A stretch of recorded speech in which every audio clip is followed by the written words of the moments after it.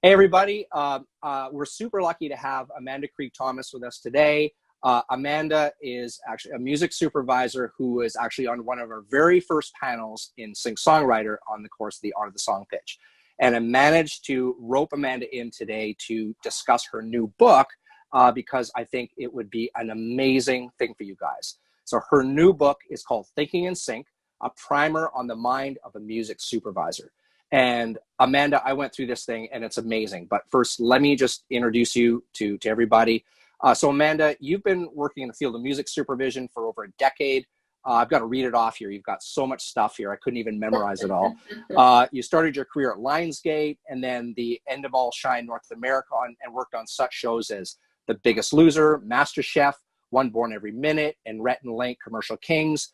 From there, you went on to Format Entertainment and worked on films such as Pitch Perfect 1 and 2, The Other Woman, Beyond the Lights, plus the ABC series Trophy Wife. Then you went to Neophonic, where you worked for, I think it was 3.5 years on shows such as The Americans, Posse, Claws, American Crime Story, Life in Pieces, American Horror Story. And now you've launched your own company called Yay Team Productions.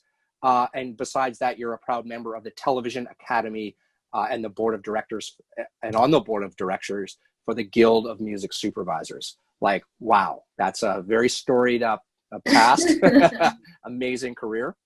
So the first question I have for you is, being so busy and doing all of this stuff that you're doing and, constantly on the go, First, how did you have time to write a book, and what made you write this book? What did you want to do with this book? Yeah, the book has actually been in progress for maybe 5 or 6 years.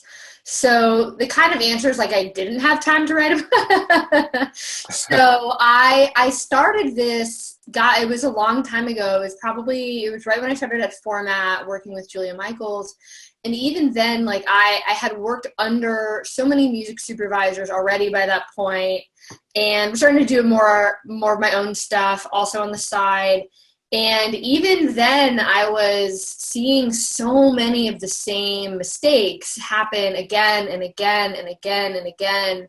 And, starting to speak at that point, I was just starting to speak on panels, and the same questions would get asked on panels again and again and again and again. And I hear that my peers giving all the same answers and having all the same experiences I was having, working with all the different people I was. And there were just so many things that would come up just again and again and again. And it was just sort of geez, we're all talking about this, whether it's on a panel or I'm hearing it from my boss, or I'm out socially and we'll joke about, really incompetent pitching, and all that stuff was just happening so often. I just was there's gotta be let's put this all in one place. There seems to be some, why is there a resource for this? And, because there were so many commonalities that I just, it just seemed like there was something to do about it. And so I was writing on my blog at the time, and a couple of the articles that sort of spoke to some of these things were getting a lot of traction, and it just seemed like that was information people really wanted. And so I said, okay, let's start writing this. And then actually started working on it with a good friend who was head of music at End of All Shine North America. And so we just started brainstorming, and it just, didn't seem like there was anything out there, considering how much was repeated information that I would just hear everywhere. Amazing. And there's so much in the book. I was astounded. It's an easy read and it's relatively short, but it is packed full of amazing information. So of course we don't have time to go through all of that in the interview here, but I want to touch on a few things. One thing that really struck me was how you mentioned a few times throughout the book that authenticity in music was really important, as opposed to maybe writing for sync. And in fact, one of the things you said was, those with truly great music stand out. So songwriters, I guess, should never feel like they've got to write for sync. Is that what you're saying? Yeah, I mean, I think the thing that I wanted to get across with this and in saying that is that it kind of always depends on your goal as an artist, right? And not everybody cares about their music for sync. And like I've seen a lot of things like this come back and artists are like, well, you just feel like you're telling me how to write my music and you're telling me how to do my art. And it's like, no, not that's not what I mean to say at all. And I think I speak for a lot of supervisors when I say that, is that, you have to, first of all, you have to sort of want your music in sync. It's like start there. And then kind of the next consideration is, not every song is great for sync. Not every artist is great for sync. And I think all of us will say, I have so many friends and they'll just be like, oh my God, my favorite bands, the bands and the songs I love the most, I would have no idea how to use this. Right. And so that's okay. That's okay. Like none of us, and certainly the point of the view of the book is not that like every artist should want to write for sync. And there are some people who are really skilled at it, who are really skilled at writing things for sync. But, in terms of just like your music, if you start feeling like this is inauthentic for you and it doesn't come naturally and it doesn't feel right, then that almost always comes through. And like, it is certainly a skill set in various ways to do it, to write things for sync. But that's not going to be that may not be the same as your album project. Right. And you're writing your debut album with the idea of like, well, hopefully I can sync these. Then we almost always kind of can tell there's a disconnect there. It doesn't feel authentic to the artist. And we would so much rather hear like your debut, like your project as an artist, as what you want to make. And that's almost always going to be something that resonates with people that much more than if you try to do something like that. And I know a lot of people who really separate, a lot of artists that I'm friends with who really separate them out. And like, they'll have their like album projects. And if those are great for sync, some of them are great, but then they'll on the side be like, here are certain projects or here are certain things that I'm writing with this in mind. And it's sort of like having that separation, like figuring out, like, we never want artists to be writing, like be like, I'm going to make my album and have it feel like not them and not feel like not their voice and all that stuff. Cause it's going to come through if you're trying to serve all of those masters at once. So that's why I always want to just be like, if you're making, like, make what feels true to you and what feels authentic to you. And even if you are writing for sync, that's going to come through too. Like, it's going to come through there too. If you're writing in a way that doesn't feel natural, that doesn't feel authentic to what you're trying to do or your voice, then like, most people I know, we can sort of like sense that disconnect. Right. And I couldn't agree more with you, Amanda. I mean, in my history as a music producer, it's all about the connection, right? It's all about connecting with the listener. Mm-hmm. And there's nothing more than that, than being authentic. So that's very cool. It's very cool to hear that about the sync world, basically, Mm-hmm. Yeah. So, and also like how you didn't, speaking of production, I like the fact that you didn't really pull punches about the quality of the music. And you, in your quote, you literally said, to compete with label quality music, your music needs to be label quality. So why is this so important in sync?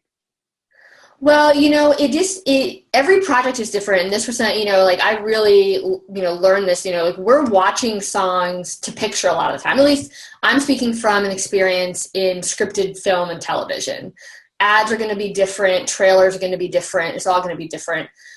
But it just ends up being like, there are a lot of times where like I'll listen to a song, I'll be like, oh, that sounds great. That could be great for a scene.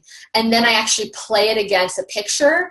And it just feels like when you have a very intimate song and you're playing it up against a scene from a very big studio glossy film, you hear that it's like, oh, there's like a scale difference here, which is why, right. Like right after that, I sort of say, you know, what that label quality is going to be different depending on what your music is.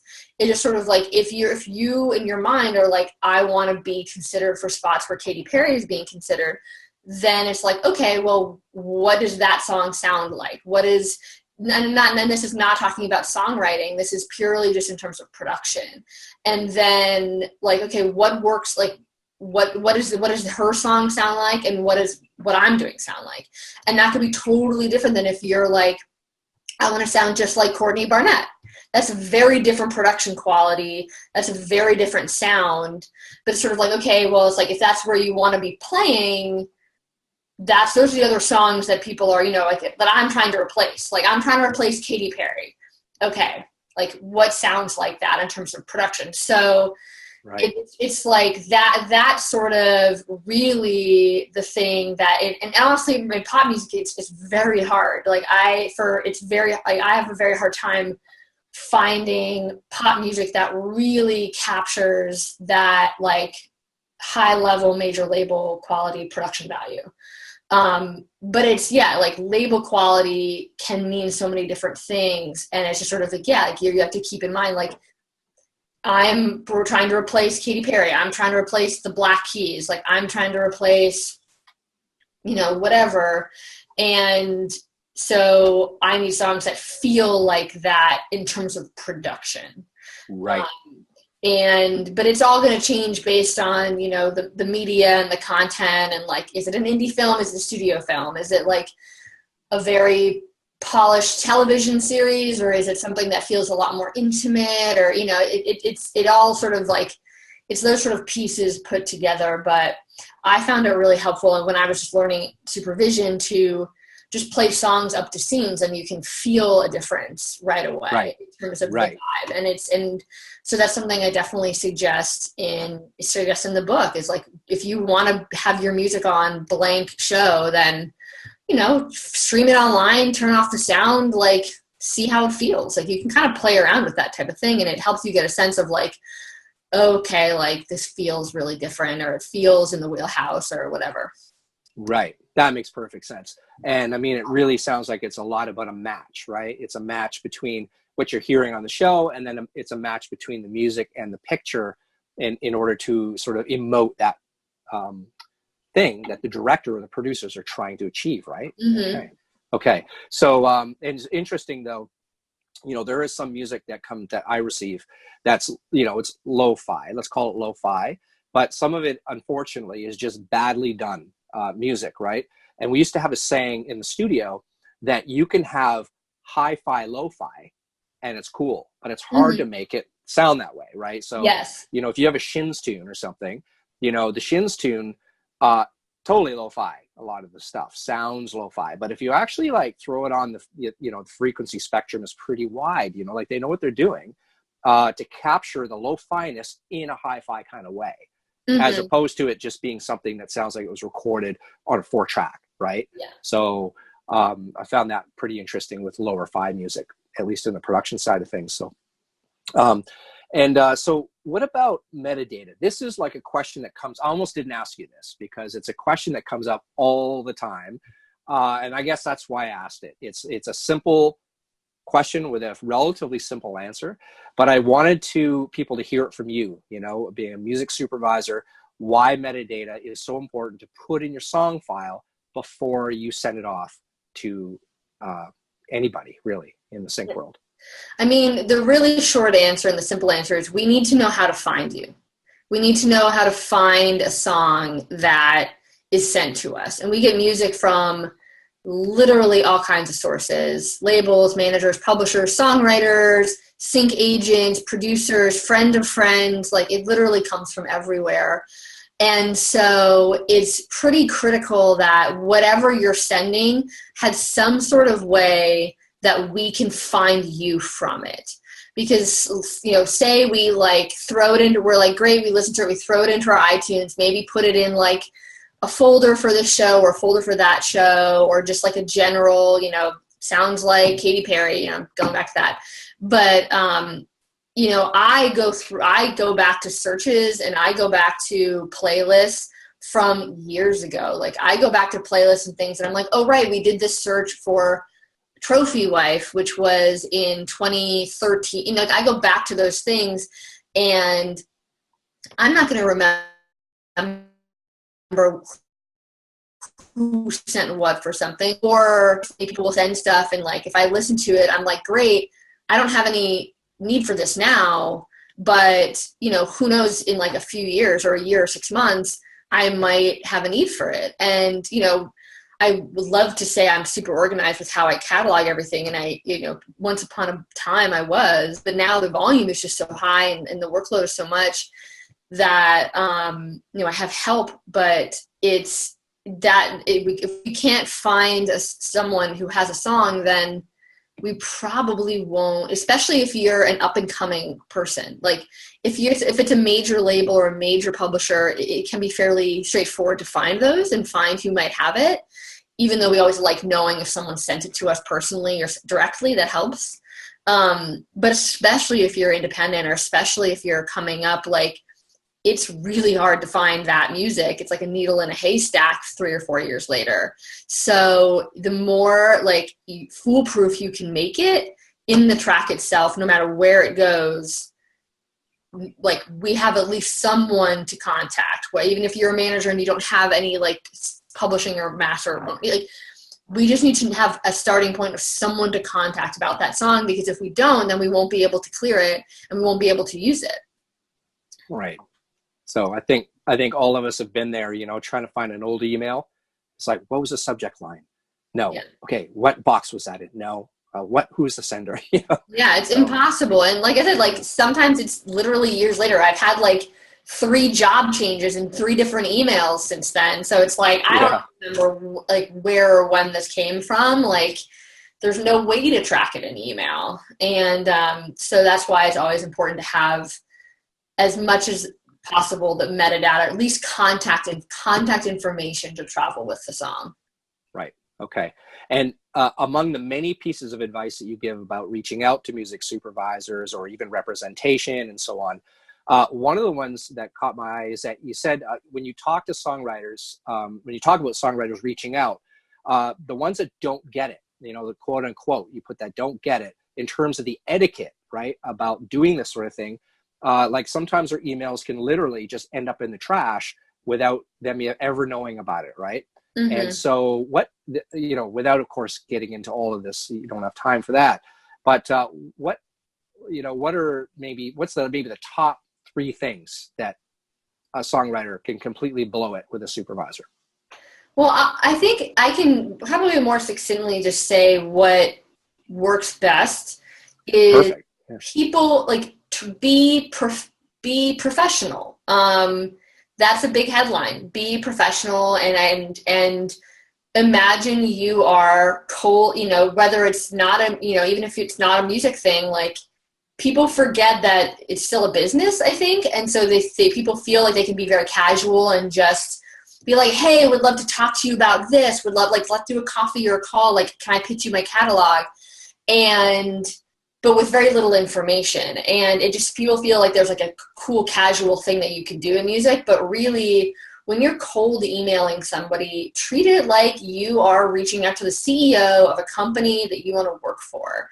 You know, introduce yourself in a professional way. Say who you are, what you do. Be clear that you, in some fashion, that you have specifically emailed that person, and that you understand the business. That's really, you know, that last component is the part that, you know, is a big decider, because sometimes people will email and they'll be very kind and professional, but then like they'll just be like, hey, I'm a manager, I'm trying to find opportunities for my artists. And there's no like, okay, do you, or they won't even say they're a manager. They'll just be like, hey, I work with this songwriter, here's their stuff. And you're like, okay, what are you sending me? Are you sending me something that you control? Are you sending me something you don't control? There's kind of not really a wrong answer in that part. Like, we're not looking just for people who can say they 100% can clear things both sides. but we're looking for people who understand they need to be clear about where they're coming from, because a lot of times with like songwriters or producers or managers, they're not thinking that in order for us to actually use that song, we need to clear it, and their songwriter might be one of four, or their artist is not one of the songwriters, and then it's like, we get into the trouble of like, wait, but you sent us the song, but we don't actually understand how clearance works, so it's like now we could be in a hot water position. Right. And then the other thing that people do, especially with cold emails, when people follow up a few days or a few weeks later, that ends up being a very sure sign that someone doesn't get it, because I probably get at least 1 to 2 completely cold emails every day.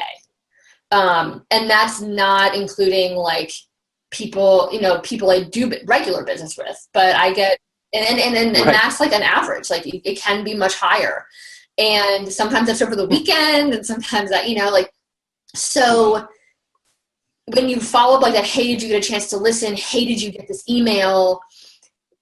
There's just like, they're clearly not aware of just how many people there are in the field, which is not to say that people shouldn't try, but like it is truly inundated with companies and people sending us music. So if you're following up and if you're chasing somebody, like I had somebody send me emails every 3 days, but it was the same copied and pasted email that didn't mention any of my projects for like 2 weeks. And I finally had to just be like, I say like, I just said, I'm sorry, like this is not the way to do it. Like just purely by the fact that you're sending me the same copied and pasted email every 3 days for 2 weeks, that's a sure sign that you're someone who doesn't understand how this business works and doesn't understand how music supervisors work and what we're dealing with on a day-to-day basis. So why would I want to do business with you? Right. Very good point. Well, Chris Christopherson apparently landed a helicopter in the back of Johnny Cash's backyard to get him to check out one of his songs. Is that something you would be receptive to? It's tough because sometimes when people are that aggressive, you then respond and then you realize that you're kind of like enabling it in a way. You're like, well, now I'm finally responding to you, and before I maybe wouldn't have. But that doesn't mean I'm like listening to their music. And it's sort of similar to cold calls. Like I've had a guy who's called me twice a week on my cell phone for the past couple weeks. And I find, like at a certain point, I just find that, you're just banging on a wall. Like find a new way to get into somebody, because there are other ways. So yeah. Please don't land a helicopter on my house. It's not ready. Nice. So you said one of the biggest pieces of advice that happens at panels, and this is something that we teach in the course, it's super important, and we do exercises to get people to get that figured out, is they say like, do your research. So how does that help a songwriter nail a song pitch, like by doing their research, as opposed to sending a shotgun approach? Here's my album. And well, I think that the biggest thing that it helps with is that a supervisor respects the fact that you did your research and that you actually did your research. I don't want to say like, by doing your research you get your pitch closer, because I completely empathize. Like it can be really hard to assess what a supervisor is working on at any given time. Like IMDb is like a helpful but very faulty resource. Like a couple shows I work on that are airing now, I finished months ago. And how would you know that? There's no resource for that. And so doing the research shows that they're like a personalized approach, which is really, really helpful. And that they're even tailoring your pitch shows that you care. And that's what supervisors are really looking for in cold pitches, is like is that care, because even if everything that you sent is completely off, you've done the most important thing, which is demonstrate that you care, you're diligent, you actually like tried to structure, because we get so many, speaking to like things that come up all the time, we get so many emails from companies and artists being like, here's my album, here's my website for you to just go on when you have time. Right. I'm not going to have time. I'll be honest. I won't have time to go through your whole website to listen to your catalog. Yeah. And so that's really the most important thing, because if you don't do that, then it's like we don't know what we're getting. And, you know, again, we get so many cold emails every day. How do we even begin to sift through what ones to start by listening to? And someone who emails me and is like, hey, you know, I watched this, or I researched this, and it, you know, I think we have some stuff that fits for this. The only thing that you really should make sure you do is the research can bite you in the butt, and I've seen it happen all the time, is people be like, I love the Americans. I see you work on the Americans. Here are some dark tracks that would work in the Americans. And it's like, if you did, you know, like that was a show where there was a lot of conversation about the music, and if you actually did very minimal digging, you would learn that we were very period accurate on that show. So if you're sending me your album you released last week, you haven't done you're now showing how little research you've actually done on the Americans. And the same thing with Pose, like that's a period authentic show set in the, you know, this season will be like the late 80s, and I get a lot of emails being like, I just released this new album of dance music, I think it would be perfect for Pose. And again, that's another one where there has been a lot of conversation about the music online. It would be very easy to assess that we only use music from a time period. So that happens a lot. And like, even if you say something like, hey, I see you work on the show, not sure if it's still going, you know, I'll be honest, like my specialty is more hip hop, or my specialty is more this, but you know, maybe you can keep this on hand for a rainy day. Like that alone, like again, it's not necessary. It's getting you closer to replacement in the sense of that I now know like, oh, this person really cares. Like they paid attention to what I are doing, like what I'm doing, what I might be working on. And I might want to do business with this person because they showed a sensitivity to what I might be needing or what I might not be needing. And that has nothing to do with the actual music that's pitched. That's purely how you position your emails. Right. Okay. I don't get close to as many emails as you do as a music producer, or even through Sync-Songwriter. But do you ever get those ones which are like the antithesis of research, where they'll just send a link? Have you ever gotten those where it's nuts? It's like that for me. That goes straight to the trash for me. It's like, you know, what? Like what? You know, you didn't do your research. You don't care about your music apparently, or something. And I can't believe people do that.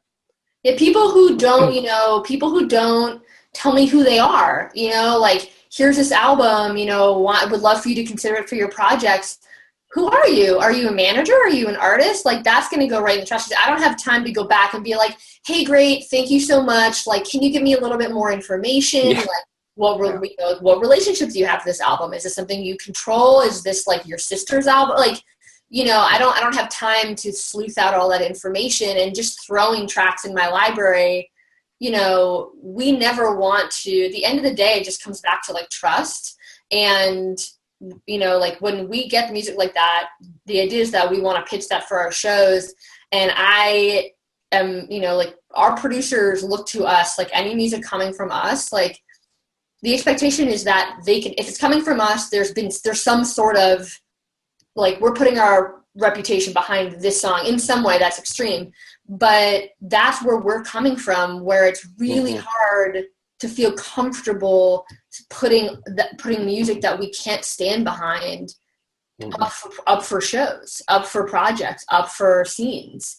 So like the more you can assure us that like everything is easy and like and like really know everything is easy. That's the other part of it, is like that'll go a long way in helping us feel comfortable with putting your music up for things. Right. And I think that's something so few people understand, is that your job is in a way on the line, essentially. Like you're not, it's not like you're the you're the gatekeeper and the king of the kingdom, right? You're also serving a part in there with the directors and the producers. And a songwriter can really hurt you if they're not forthcoming, if they're not honest, if they don't deserve your attention with the research and all of that. So it's like they should maybe, is it right to say that they should maybe think of themselves as a team player with you to try to make sure everything is cool? 100%. I mean, that's why it was really important for me. Like, I've been working on the book for, 5 years, like I said, and it went through a lot of recalibrations and structural things. But for me, it was, it starts off with like, here's what a supervisor goes through in our process. Mm-hmm. As a specific, there's more to music supervision, but as it specifically relates to like songs that are sent to us and like pitching songs for scenes, right?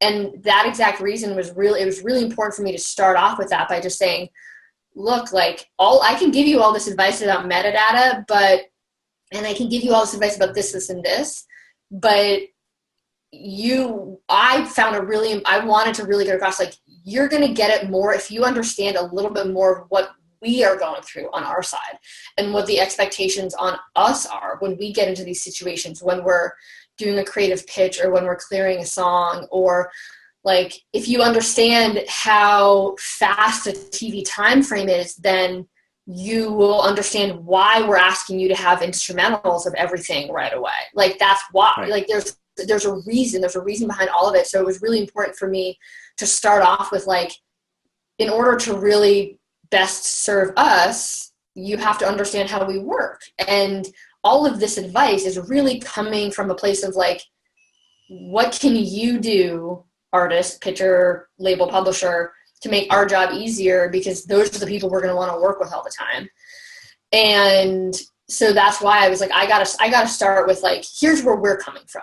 So mm-hmm. Now that you know that, all of this will follow. And right. So that was really, really important for me. And when I sort of like when I was sort of thinking about how to format the book, I just said like, well, we have to start with like the why of all of this. And so that's why that's the first chapter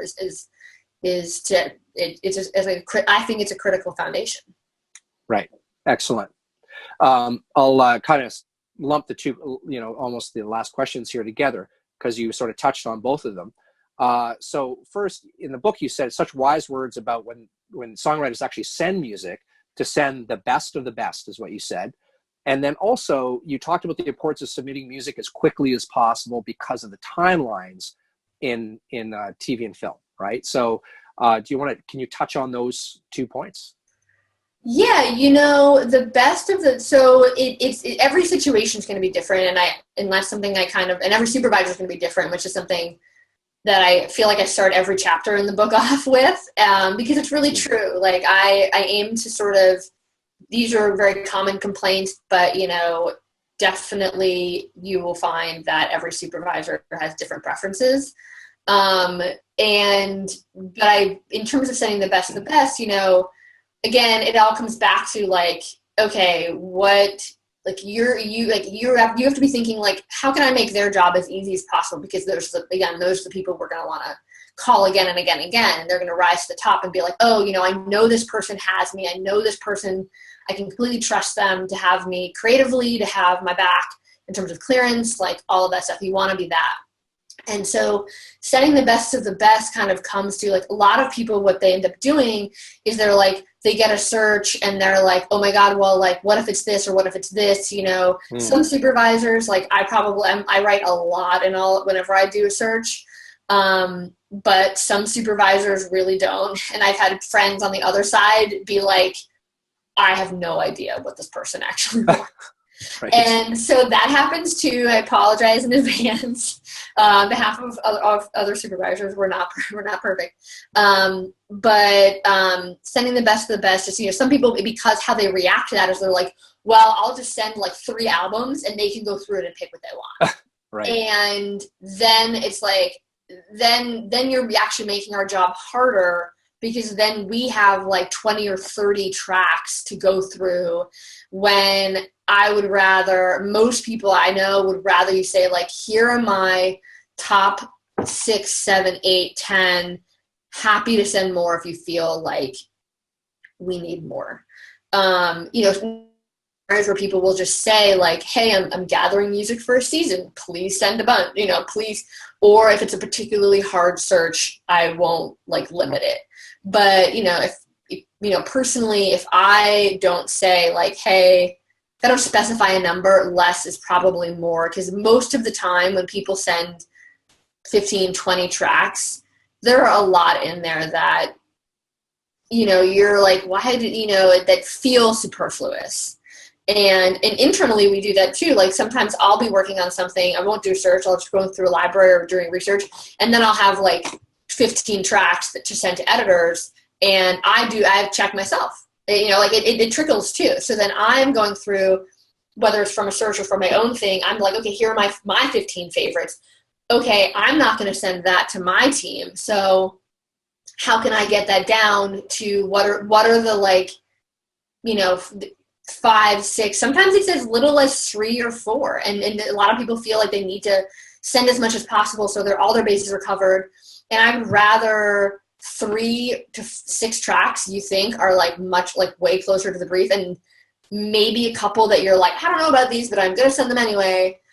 Then, like, here's 4 albums, or here's the link to my website. Like, you go through and figure that out, because that is just so much more time consuming on my end when I'm working fast. Like, the reason I'm sending something out, or the reason I'm doing this, is often because I'm on a time crunch and I don't have time to dig through my library. So I'm relying on help, and I'm relying on my community.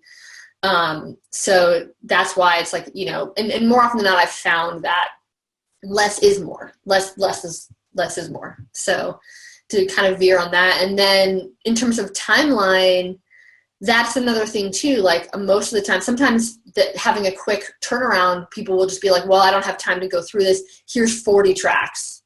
And then it's a similar thing. Like, you're like, okay, well, I'm reaching out to you to save me time, but now I'm going through 40 songs, that most of which, it becomes clear again, back to like showing you care. It's clear you just rush through it and like didn't really think, or you just were like, I have this, when people do stuff like that, to me at least, it reads as like just like a rush job. Like, I didn't really pay attention to this, I didn't have time to pay attention to this. And I'd very much rather people just say, like, hey, I'm busy. Can I, do I have a couple hours? And sometimes you do, sometimes that's another thing that's really hard to predict. And like, I will be the first to say that, like, sometimes we will, and again, going back to how we work, sometimes we'll get an email from an editor or from a producer, and they'll be like, hey, I'm working on the scene. Feel free to send it in a couple days. We're working on this for a few days. And then I'll be like, okay, great, I have a little time. Like, I never want to rush people when I don't need to.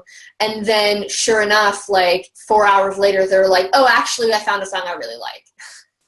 And so, like, I've already started the process, and like, I'm thinking I have time, I want to, I know not every people, I will say that not every supervisor does this.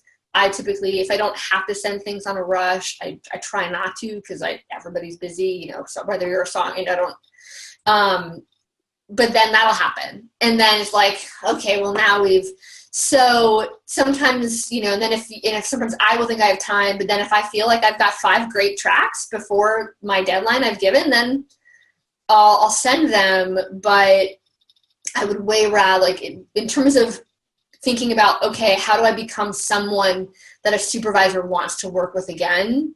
I would stress that, saying, if you are busy, say, like, hey, like, can I do I have X amount of time, or like, I'm working on this, just be communicative about it, rather than just, okay, well, they want it on a rush, here, I'll send my like 40 songs and they can pick. It's again showing that you care, showing that you are being a team player with somebody. And, you know, again, there are no guarantees. Like, again, like situations like I just described happen all the time, but it's like, that's something I can't, you know, as a songwriter, you're not going to be able to predict that. I can't predict that, you know, but that's, again, what's going on my end. So, you know, when that happens, like, I'm sometimes in those weird situations, and I'm trying to give opportunities, and, like, you know, to guys go back to, like, you know, once you understand a little bit what's going on the other side, hopefully you understand that, like, the reasons why we ask for fast turnarounds, or the reasons why sometimes you do the fast turnaround and then, like, it's like, great, thanks, but no thanks. But it all just goes back to, like, both of those, I think, go back to, like, how to deal with those things, like, in terms of sending a limited list and sending on a time frame. Whatever you can do to show you're really paying attention and you really care, you know, you want to be as helpful as possible for the supervisor and respectful of their time, whether that's a fast timeline or whatever, that goes so much farther than just the music itself in terms of a long-term relationship. Really, I think it does. Right. That's great. Well, you know, on the note of being respectful of your time, I know you've got something happening very soon. So, Amanda, we can, you know, end it here. And I just want to mention to everybody that you've got to pick up her book. It's amazing. We just touched on a few things that are in the book. There's so much more. It's called Thinking in Sync, a primer on the mind of a music supervisor. And you can get it at Amazon. We're going to put the links in the description below. Just click it and you can buy it for whatever you got. Kindle, I assume it's in paperback or whatever. Not yet. Oh, okay. Paperback, you know, it was one of the, I'll get there. But there's a free Kindle app, so you can read it on, like, an iPad or a laptop or your, like, phone of any kind. So the Kindle app is free. It can be downloaded on any device. So that's sort of, you know, I'm working on paperback. Hopefully, you know, we'll see how that times out, you know. I went book release, baby, paperback release. That's right. Yeah, you sort of gave it away there. You got a new addition to the family coming very, very soon. So very soon. Yeah. Well, thanks so much, Amanda, for squeezing this into your busy day and stuff like that. Super appreciated. Once again, everybody, Thinking in Sync, a primer on the mind of a music supervisor. Link is below. Click it, check it out. It's amazing. I got it for Kindle, just like you said, Amanda. It was like such an easy read, so succinct. I blasted through it in no time, but it was just like, oh my God, how did she fit so much information into this book? It was amazing. So thank you for having me. I appreciate it. I hope the book is helpful. You know, if you're interested in getting your music in film and TV, you know, hopefully you are, and hopefully it helps, you know, hopefully there's some new information in there and some old information, and hopefully it's helpful. Awesome. Thanks a lot, Amanda. Thank you.